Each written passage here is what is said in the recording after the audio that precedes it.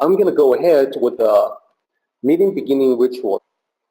起立，面向佛堂，参加三鞠躬一鞠躬，再鞠躬，三鞠躬，参加各位点传世一鞠躬，开班一鞠躬，请坐下。Please be seated.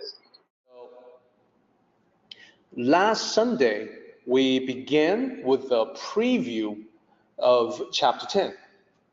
So we looked at the chapter from beginning to end, and then we did some analysis of the hidden structure of Chapter 10.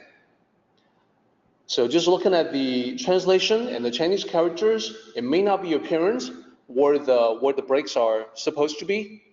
So last time, I demonstrated the repeating patterns of the characters from the first 12 lines. So the first 12 lines are actually 6 pairs of lines, 6 couplets. They all have the same repeating characters forming this AB structure that you see here. The first character is always can or able to. So in the English, it's translated as can. The last character is one of the Chinese characters utilized as punctuation, indeed a question mark. So in the translation, you will see that these lines all end with a question mark. So that's what we talked about last time. So the first 12 lines are in fact 6 dots. 6 dots each expressed in 2 lines. And in the 6 couplets, you can further divide them into 2 sets of 3. So 1 to 6 is 1 unit, sort of a subsection, and then 7 to 12 is another section, another subsection. Then we have the sort of the bottom 5 lines, which is the conclusion. So we'll get to that. We'll analyze this, we'll talk about this line by line by line. So what we ended up last time was a preview of this character, po. So in pinyin, it's po, looks like po, but it's actually po. So this is one of the tricky sounds in Mandarin for a non-native speaker to learn, to sound like a native. So po, the meaning of that is soul, and it's a pretty good equivalent to the English word soul. So similar to the English word, it can be defined in a vague and imprecise and general way. Specifically, what I mean by that is that when we say soul in English, the meaning can be metaphysical, this immortal soul, this thing that you have as a human being, the soul that will continue on beyond the death of your physical body. But when we say soul, we can also speak of this non-metaphysical energy, the spirit, willpower, vitality, vigor, etc. And in Mandarin, it's the same way. Sometimes when you say po, you might add the character li, which is the word for strength, po li, and that would mean someone who's determined, someone who has willpower to forge ahead and complete a difficult task. So when you use the term like that, you're definitely not talking about the metaphysical realm. You're talking about determination, willpower in the here and now, in the material world. So 魄力, 魄, 魂魄 would be more like a metaphysical soul. So many different ways of utilizing that one character. Okay, so if you check the translation, it'll say in holding the soul. So now we need to talk about what it means to hold the soul. In this context, what it means is to unify your sense of self in order to elevate it to a higher level. So what I mean by that, it's a little bit like when we say, come on, get a hold of yourself. So getting a hold of yourself, especially in regards to your spirit, in regards to this spiritual nature that everyone has, would be holding the soul, so to speak. And the reason for doing that is to unify that sense of self. It can be scattered, it can be fragmented, but if you bring that all back, you can elevate it to a higher level. What a New Age person might say is to increase your vibration, to vibrate at a higher frequency, something like that. So for those who have gone through the 一贯道 ceremony, the 一贯道 initiates, this has a special significance. To hold the soul is the same as the first of the three treasures. Now, in Mandarin, that first treasure is called 玄关, the mystic portal. So oftentimes, you will hear 一贯道 followers use an expression like 手玄关. So the character 手, the first one, means to hold, to protect, to guard. 玄关, the mystic portal, is the pathway, the doorway, the gateway, if you will, to the soul. So to hold the mystic portal is equivalent to holding the soul, to quote unquote, get a hold of yourself. Let's continue. Then I want to focus on the last two characters here. We got two characters, and for those of you who have been listening to this talk for some time, I think you will immediately recognize the last character. This is the simplest character of all in Mandarin. It's the simplest character of all Mandarin characters. And you can probably guess, even if you haven't seen it before, that this character in Mandarin means one. Now, beyond the word one, it can also mean oneness or unity.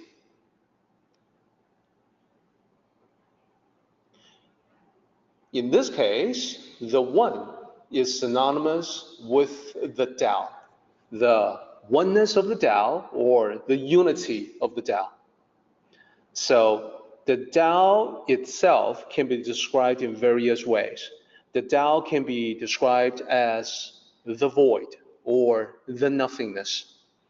But then it's also the Tao to say that from the nothingness, from the void, is given rise the one, the oneness of the Tao.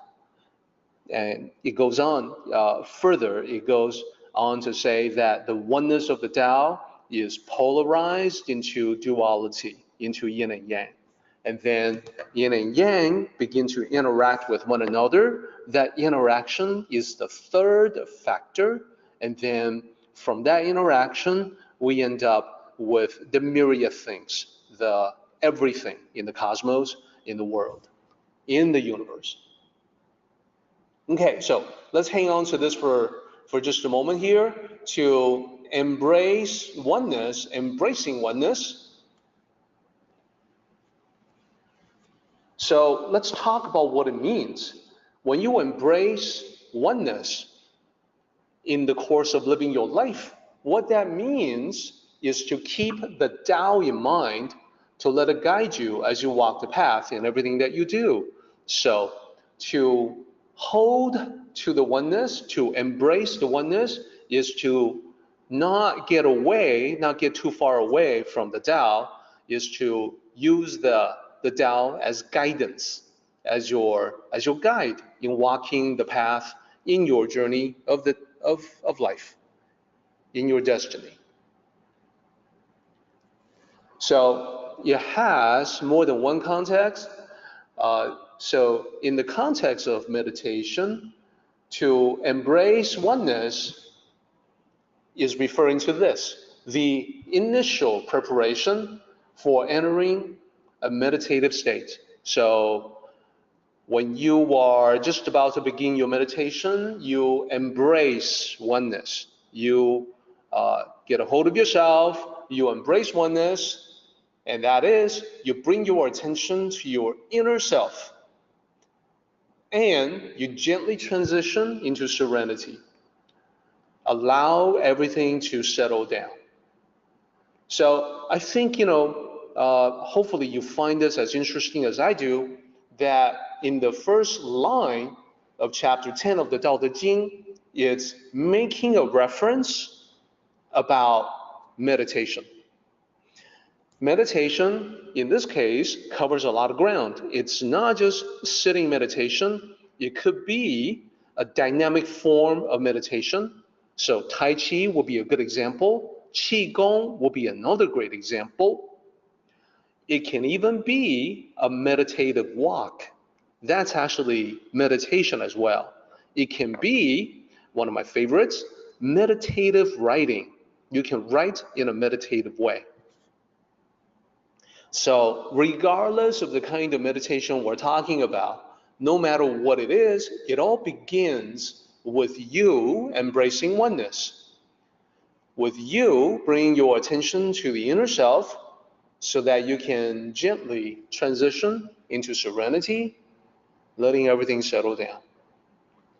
So if you have experience with meditation yourself, think about the beginning of a meditative session, and you will see that this is actually a very close, very accurate description of that mental process.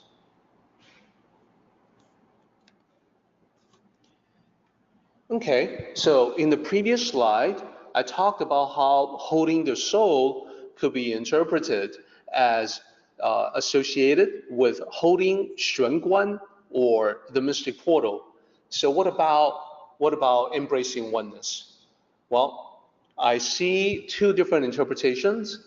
One says that it's a reinforcement of holding the soul, so it's also a reference to holding the mystic portal to embrace the oneness of the soul.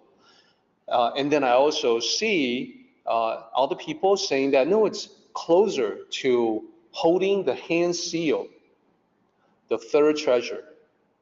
Either way, I think these are the commonality between the two different interpretations, two references, is that you can tell this line has quite a bit to do with spirituality. Continue on. Okay, line 2. Line 2 is translated as, can one be steadfast without strain? So let's look at the Chinese original. Let's look at the literal character by character breakdown. Now, we don't do this for every single line because that would really take a long time, but I do it for the what I consider to be the important lines.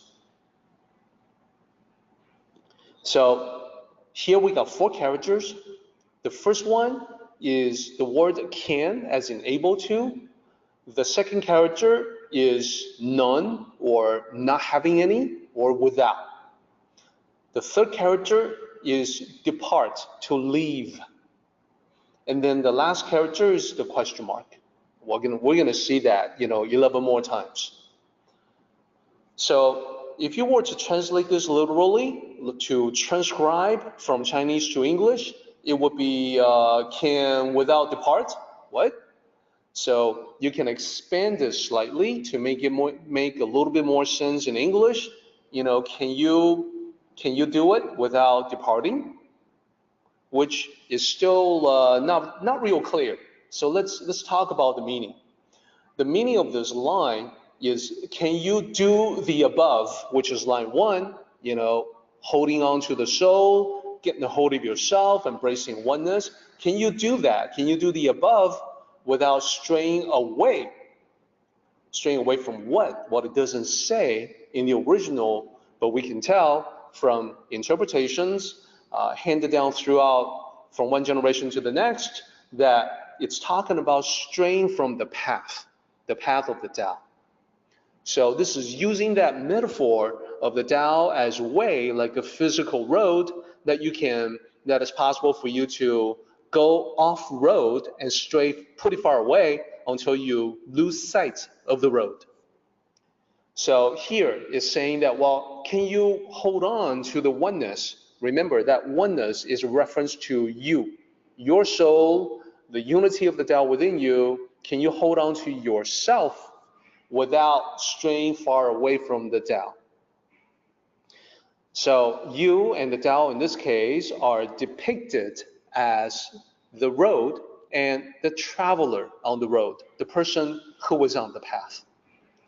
So that person, even if that person was to stray far from the path, that person, it's still possible for that person to hold on to a sense of the self, but ideally, that person should stay on the path while holding on to the sense of the self. That's what this is asking. This mean not stray from the path. While in the meaning is that this is about keeping to your principles, even when doing so is not easy.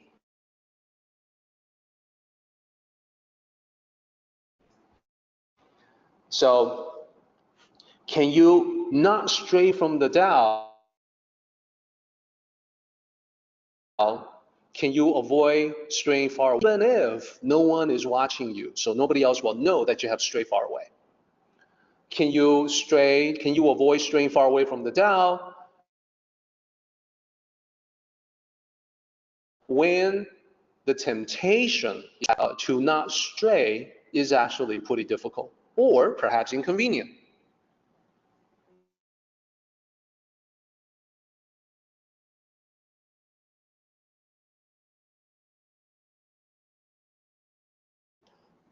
So we may feel that it's quite difficult.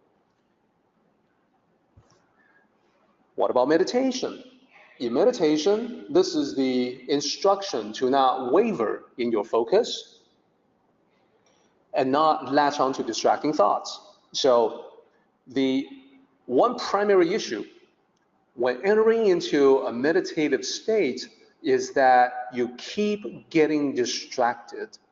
For instance, you think about some of the tasks you have left undone. You think about some of the things that you have promised someone else to do, but you haven't done it yet. And these will take you away from the meditative state. So by not straying too far from the path leading you to the meditative state, the not straying lets you center yourself without straining your mind, so you can go deeper gradually. So interesting, yet another line of instruction about how to meditate. And again, all kinds of meditation, sitting meditation, or active dynamic forms of meditation. And I find when I was practicing Tai Chi previously, I find that it's actually very useful for me to review the beginning lines of Tao Te Ching chapter 10 prior to practice. Let's move on. So just in case that you were skeptical about these lines referring to the practice of Tai Chi or Qi Gong, here we have a line 3 that is making it very explicit. So first two characters, Zuan Qi, is to concentrate the Qi energy. So let's focus on this character, Qi. Pinyin is QY, so it is not supposed to sound like Qi. That would be wrong. The pinyin system, when starting with the Q, the pronunciation is CH. Now I realize that in actual English, there's no other example like this. There are no English words spelled with Q, starting with a Q, that is supposed to sound like CH, chi. The only example in the West I can think of is actually Italian.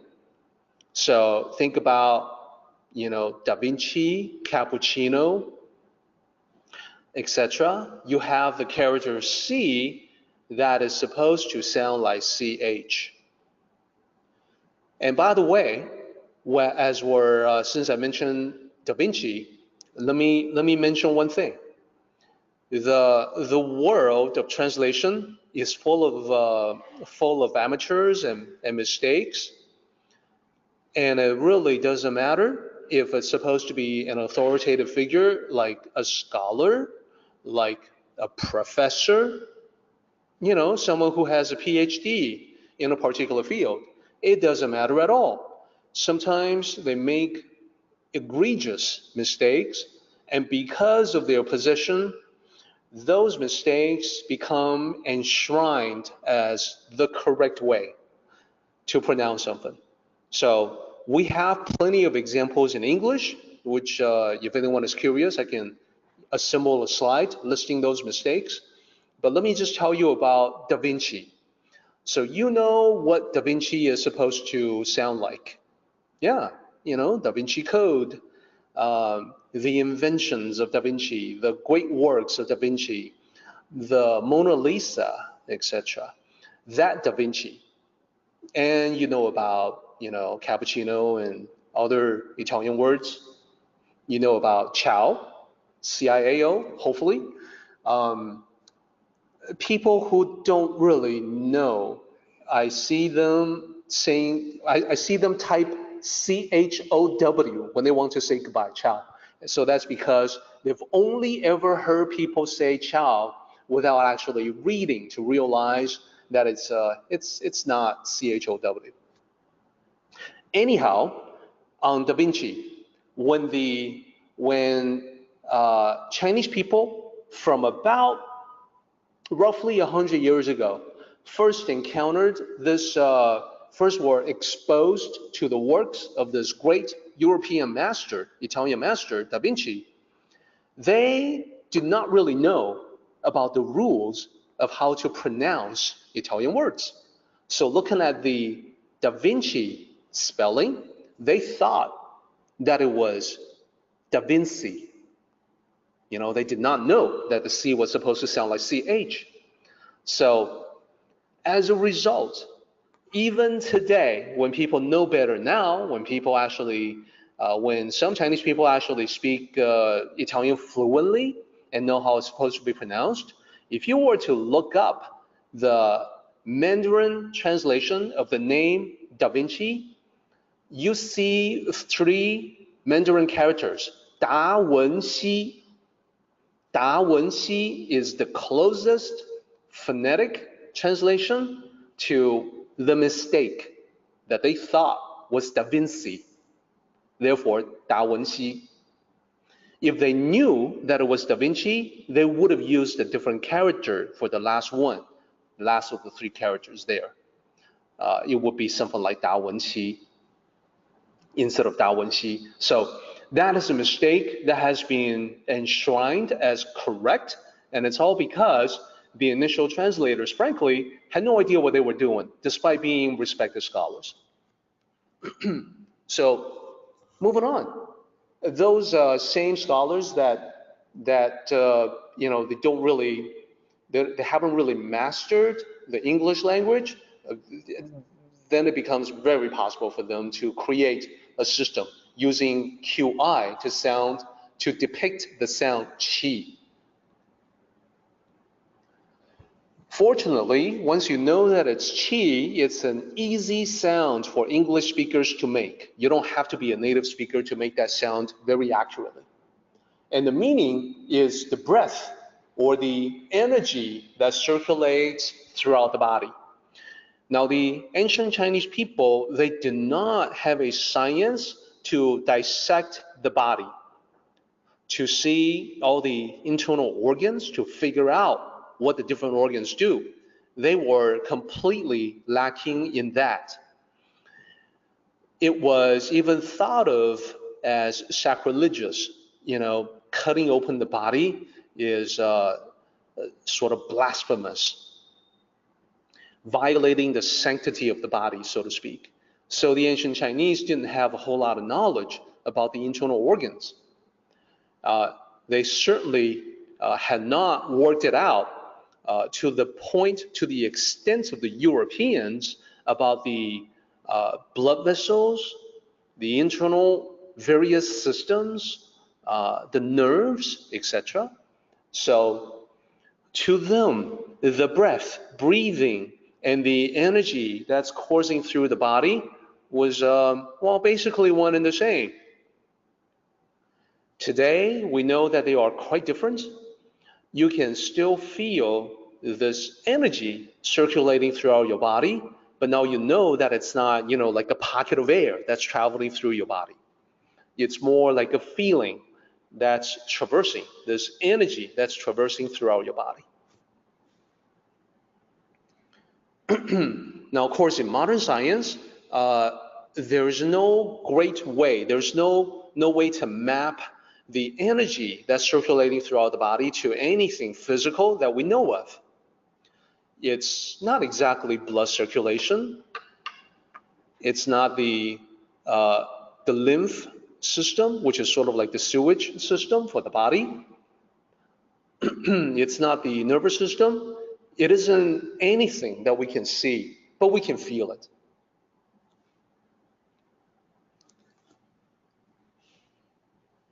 Now, and by the way, thank you so much, everyone who's providing me with feedback on the audio. I'm glad to see that, as is expected, it has been unbroken and stable so far.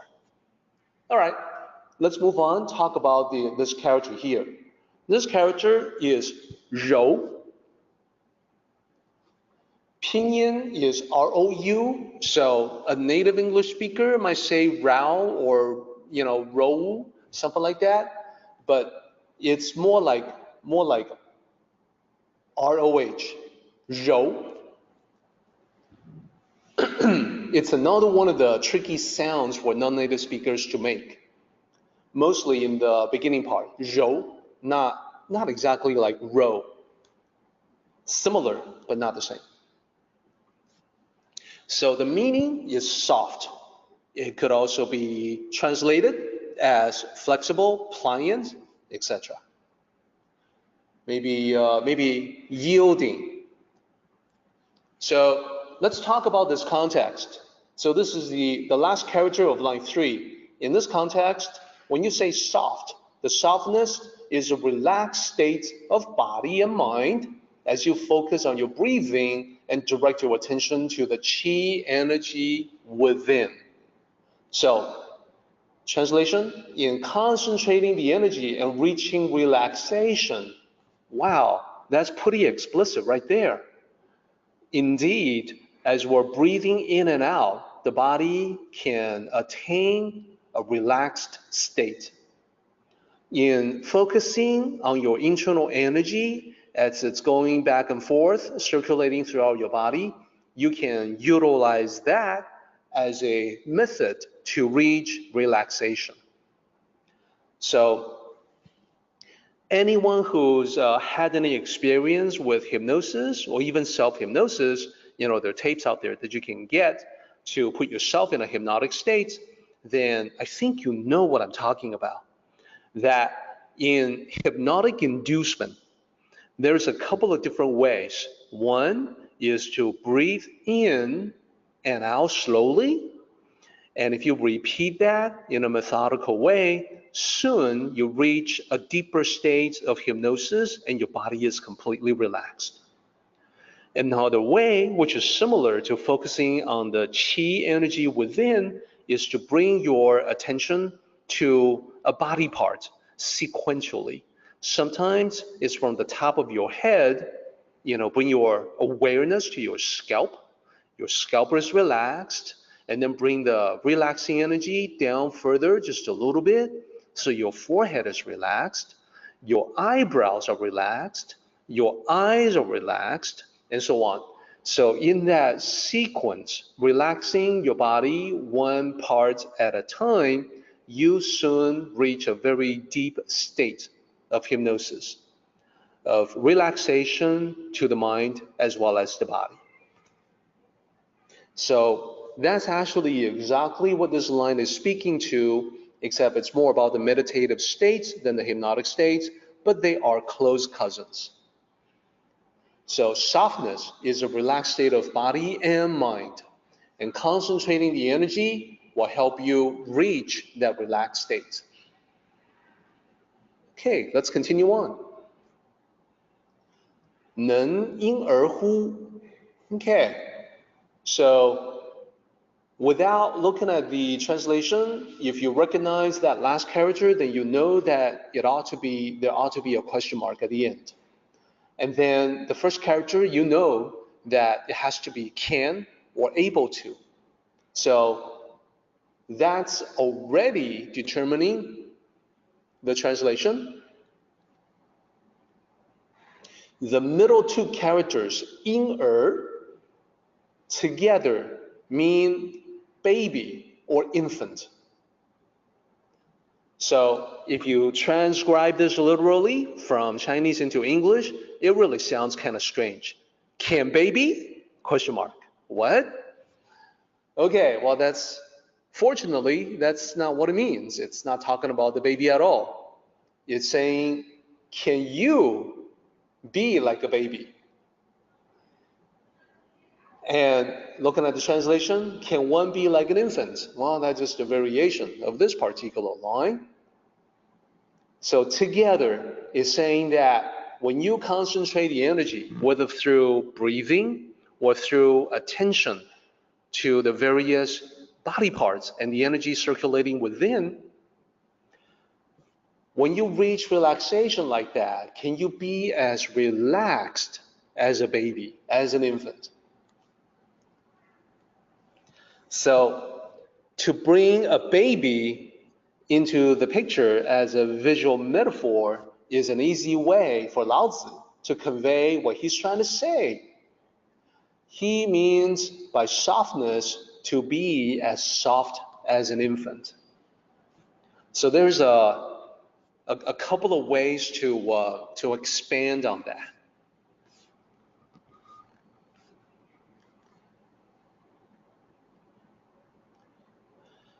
So, infant and baby, let's expand. So first of all, at rest, an infant has no distracting thoughts, no worries.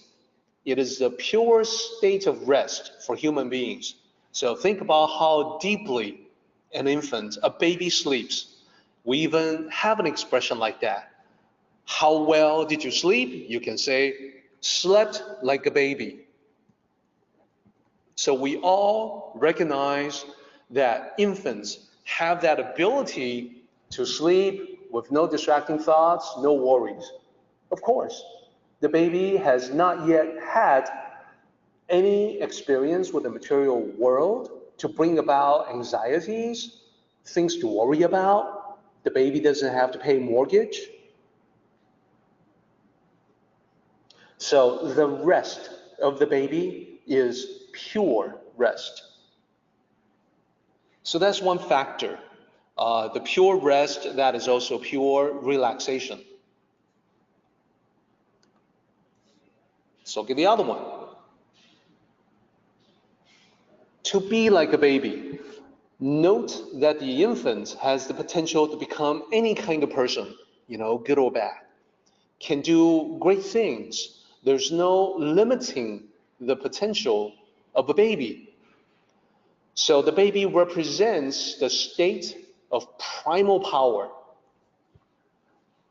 To bring the baby into the picture is like making a reference to a piece of wood before it has been worked on. The Wu Wei state of ultimate potentiality. So a piece of wood can potentially become anything You have to work on it and shape it to become that thing. But before you start working on it, it has possibilities. The more you work on it, the more you chip away at the possibilities until at one point, it can only be a particular thing. So infant is like that. The more that the infant grows up and matures, the more the potentiality is diminished or reduced. Until one day, when it's time for this person who used to be an infant to pick and choose a career, then that's when you become locked in, so to speak, more or less into a career choice.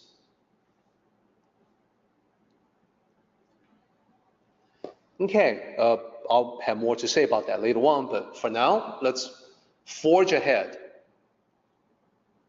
So in cleaning away the worldly view, that's line 5, it's important now for me to talk about the meaning, concentrate on the meaning rather than the individual characters. The important point here is how this line ties back to the previous 2 points. So remember the 2 previous points. The first one is about holding to the soul or embracing oneness. The second one was to be soft and relaxed like a baby. Those are the 2 points. And now we have cleaning away the worldly view. So let's explore a little bit to see how this is tied in to the first 2 points. So in the mental preparation to enter a meditative state, you are embracing oneness, your soul, holding on to it. That embracing, that act of embracing naturally leads to worldly concerns dropping away one by one.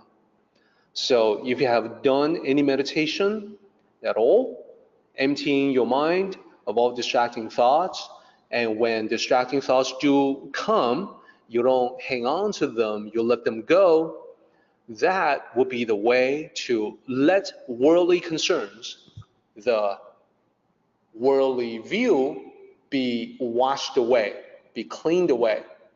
The worldly concerns will drop away one by one. So suddenly, we're back to talking about meditation again. So in managing your breathing and directing your attention to the flow of energy, chi energy, within, you further this cleansing of the worldly view, becoming more like a baby in the process. So as I pointed out, the baby has no worldly concerns. The baby has not had enough experience of living to accumulate a whole bunch of worldly concerns to be worried about. You become more like a baby. You become relaxed and soft, rested, pliant, soft like a baby. So it works along the exact same ways that we have just discussed. So hopefully you can see a unifying thread in the first 6 lines. They are all somehow related to the meditative state. They are all directed at your spirituality. And here I have the spiritual self.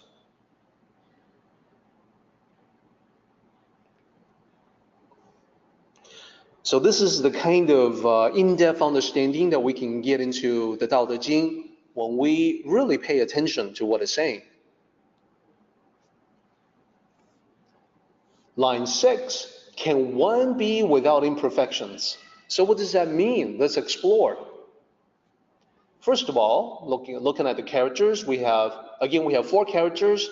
So you probably recall from our previous discussion of line 4 that the first character is can, and the last character is the question mark.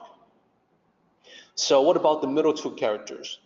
The second character is without, and the third is flaw or flaws. So remember, in Mandarin, there's no plural form So flaw, singular, flaws, plural, are the same character. So what does that mean? Can you be without flaws? Can you be flawless? Or if you use the previous examples, the two examples, it would be, well, when you are following the above instructions, cleansing the worldly view, can you be flawless? Okay, let's figure out what that means. Notice how this is connected to the previous lines. Spirituality, meditative state. Okay, so let's talk about being flawless. To embrace the soul is to be one with your true self or your original nature. So the term original nature is often used in Zen Buddhism. And whether you talk about it from the Tao perspective or the Zen Buddhism perspective, it's the same. It's the perfect blank slate that you started out with. So the idea in Buddhist teachings is that your original nature was pure and perfect. It was the blank slate that as you grew older became tainted more and more as you involve yourself in the material world. So the practice of the Tao, the cultivation following the Tao, is to return to a purer, more primal state. The state like the blank slate. The state before we became tainted by the material world, because after all, we all came into this world as infants, every single one of us. So the infant is the simplest and most direct imagery to serve as a reminder of this perfection. So a lot of times, new parents holding a baby, have this sense of awe and wonder. And you will hear them say, "My baby, so perfect." Yup, it's a perfection that we can all feel and sense holding a baby, watching a baby smile, maybe for the first time. And then a reminder, after all, you began your life as an infant, just like everyone else. It's how we all started out in this journey of life, as an infant. So the perfect baby, the original nature, the blank slate, these are all incorporated into line 6. Excellent. Let's continue on. Now, at the end of line 6, I want to make sure that we're all getting a feel, a sense for the subsections 1 to 6, 7 to 12. So I have a slide here with 7 to 12 together to act as sort of a mini overview before we continue on our examination in detail. So in noting the common theme, and you can call the common theme spirituality or meditation, either way. If you tie together the previous 6 lines in that common theme, you can probably guess that the next 6 lines will have some sort of commonality. From 7 to 12, it has a certain kind of commonality, a common thread that ties them all up together, just like the first 6 lines. So that is indeed the case. As we go through them one by one, you'll be able to see that they are quite different. They're quite different from the first 6 lines. They're no longer talking about the meditative state or spirituality, holding on to the soul, relaxing, letting the worldly view drop away or be cleansed. It's not about that. All 6 lines, as you will see, they all refer to various aspects of your interactions in the material world. So not about spirituality anymore, but about the world in which we live. Okay, so let's start with line 7, in loving the people and ruling the nation. Let's talk about this line first. Here we are. Let's break them down character by character. First character, I. That's the character for love. And then we have the character for people, the subject in a kingdom or the citizens in a nation. And then we have the character for govern. So 爱民治国, and the last character, 国, is the character for nation, the state, or the country. So love people, govern country. That would be the straightforward transcription of the original meaning. As you love the people and govern the country.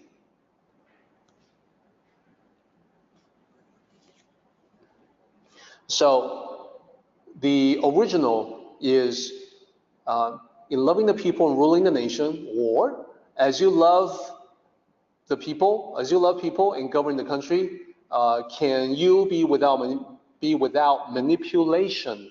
Can you not be manipulative? Is what it says.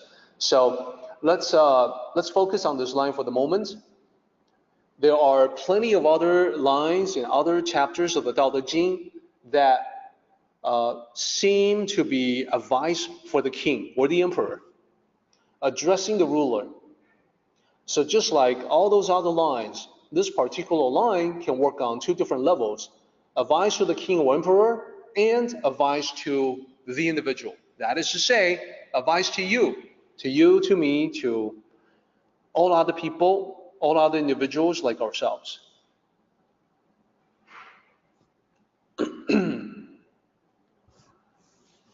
So this part of the Tao Te Ching, for the king or the emperor, it's about ruling wisely. For the individual, for you, because you're the king or you're the emperor of your life. What is it? Well, loving the people, it's all about managing your relationship with others. And then ruling the nation, what is that? It's all about managing your work. So the work of the emperor is to rule the empire. The work of you as the emperor of your life is to manage your work in life. In other words, planning for the future, strategize. Once you have some kind of strategy, you can generate a bunch of tasks as tactical goals, objectives to accomplish, and you're going to want to prioritize them. You're going to want to allocate your time.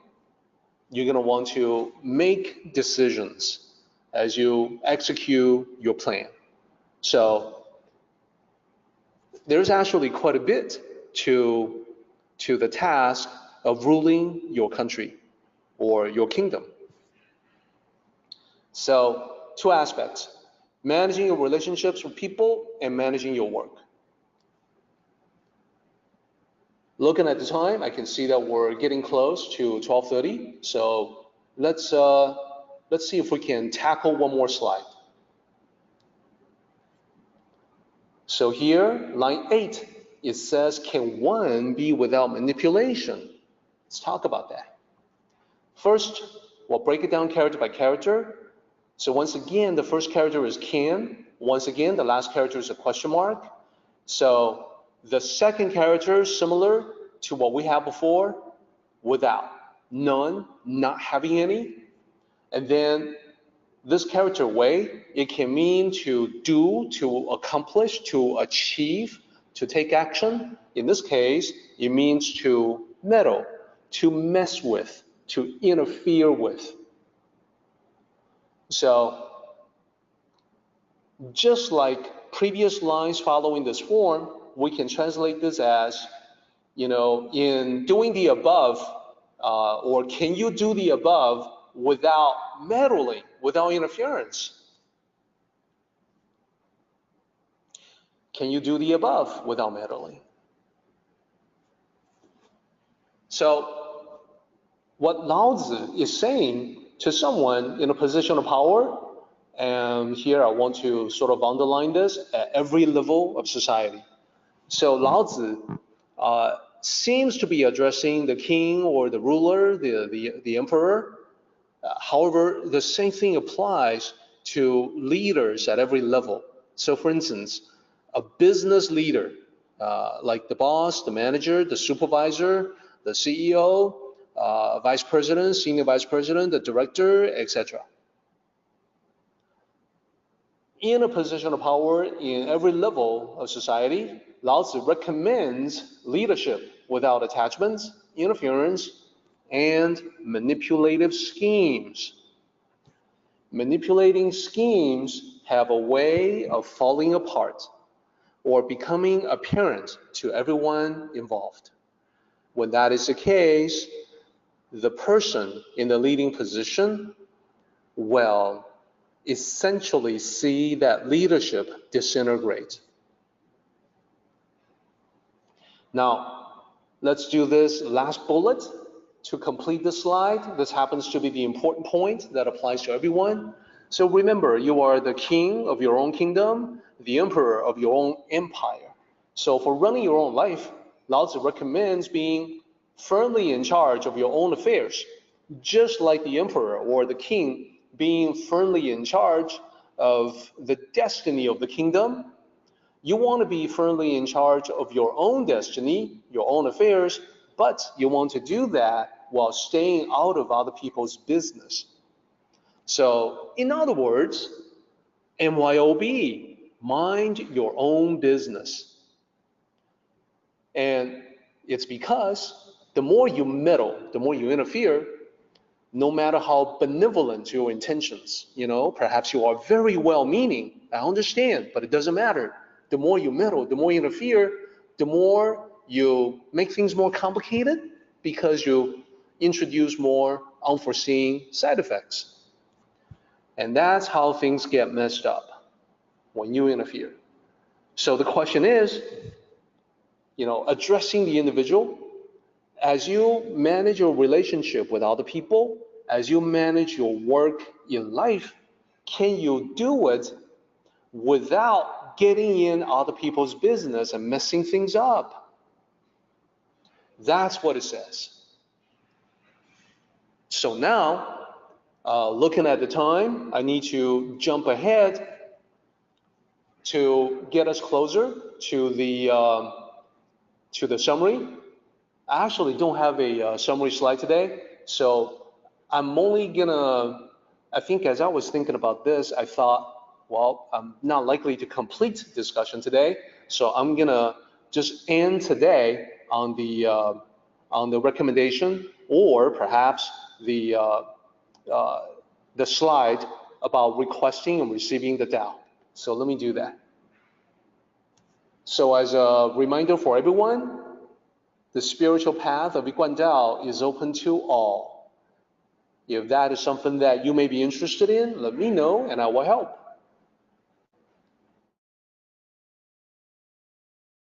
Let's go ahead and do the meeting ending ritual, everybody. 起立，面向佛堂，持架深鞠躬，一鞠躬，再鞠躬，三鞠躬，持架各位顶传十一鞠躬，斜翻一鞠躬。We're done, everybody. Thank you so much.